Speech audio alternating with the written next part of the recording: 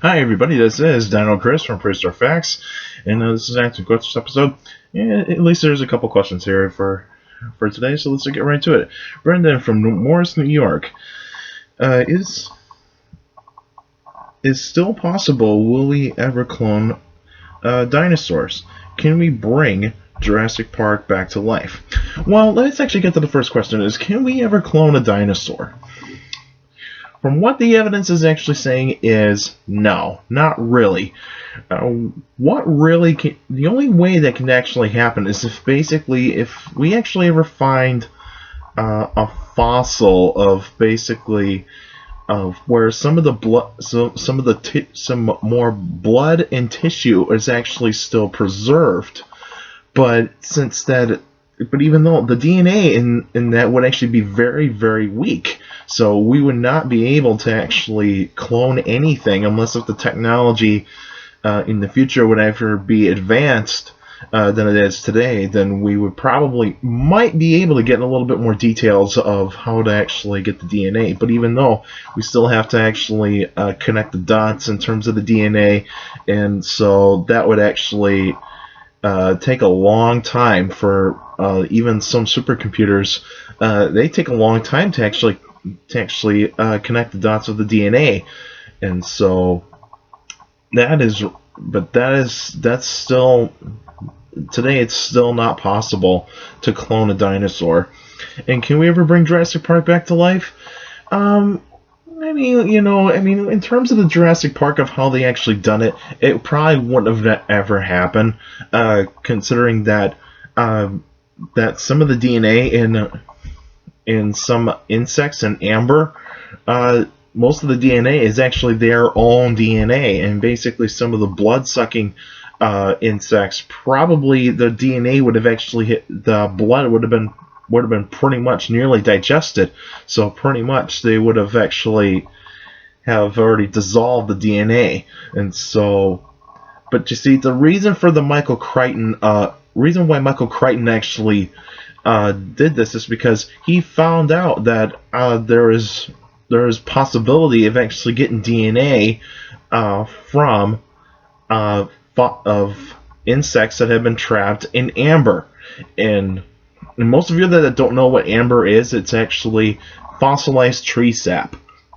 And basically, it's kind of like this gold like color, and basically, it's very light. It's very, very light. If you actually grab like a really good size of amber, you can totally tell how light it is, just because there's a bunch of air bubbles in there, and when you have air bubbles in there, it makes the rock very lightweight, and so that actually helps a lot. But in terms of but also the DNA of the insect would actually be preserved perfectly, but even though it would still be a lot of connecting the dots, and so that would actually be all that sort of thing that would actually have to happen. How will we actually do this is actually going to be really interesting, but also we have to take into account is this: do we really need to do this? Is basically like, do we need to bring really dangerous animals that have lived in their own time, but even to actually be kept in a park, where the security would have been high maintenance, and it would actually, and basically it would have been in a very, very remote place, that the animals could actually thrive. But even though, could they actually be kind of corded into food and all that sorts of stuff? Even though animals today can actually understand of like when we actually feed them. You can see crocodiles, they actually if in captivity, they actually know when food is coming, especially when there's like a human being carrying a bucket full of chicken, and basically just ready to be fed, But also, I think it would actually have to be determining what kind of animals you want to bring back, though, too. So I think it's actually I would say you would try to bring back the herbivores first, because that would actually be the safer choice. The sauropods, I wouldn't try to do it, because you see, basically the sauropods would have actually trampled anything that would actually be in the way of actually having them to find food.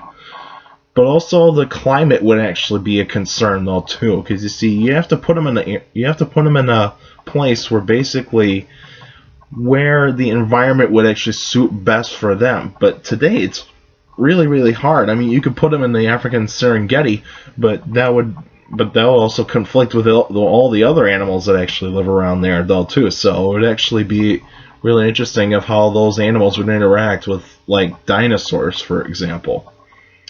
But I would say that I mean, we could actually try to actually form a type of Jurassic Park, but it probably wouldn't be the one that we actually see in the movies. It would actually probably be more about, like, the mammals and the extinct birds. So that would probably be the way to go, I think, in terms of actually creating like a prehistoric type of park. You know, to actually have like these prehistoric animals brought back from extinction and that kind of and all those sorts of things, like the woolly mammoth, the saber-toothed cats, maybe the dire wolf, and who knows what other animals that we can bring back. I would love to see a thylacine, the marsupial, or otherwise that marsupial, the Tasmanian tiger as it's called. I would have loved to have seen that, and that would have actually been really, really cool to actually go see. And I think that would be like the first extinct animal that I would like to see brought back first, so that way I can actually see what this marsupial actually looked like and also how it actually behaved. Alright, that's it for now. Now, next week would actually be an answering questions episode. So, excuse me, I'm sorry about that. Answering questions episode. I was going to say special episode.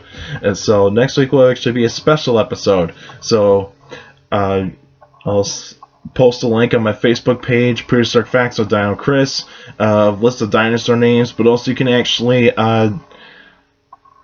give me a prehistoric mammal. You can give me a prehistoric reptile or a bird, or you know, those sorts of things that you want me to talk about. And so that would actually be pretty cool to have. But also, you can still send me questions about dinosaurs or any other prehistoric life by emailing me at dinocris71@gmail.com, or otherwise you can go on my Facebook page, Prehistoric Facts with Dino Chris.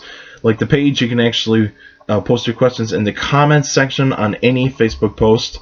And also you can follow me on Twitter at CSGRALL. That's my Twitter page, and I post pretty cool stuff there. And also take care of the people around you. And also for your younger people out there, make sure to listen to your parents, your teachers, and your guardians. Those are the best motivation you can have for good education. It's very important to have a good education, because with a good education, you can get a good job in the future. Alright, that's it for now, and I'll see you guys next week on the special episode.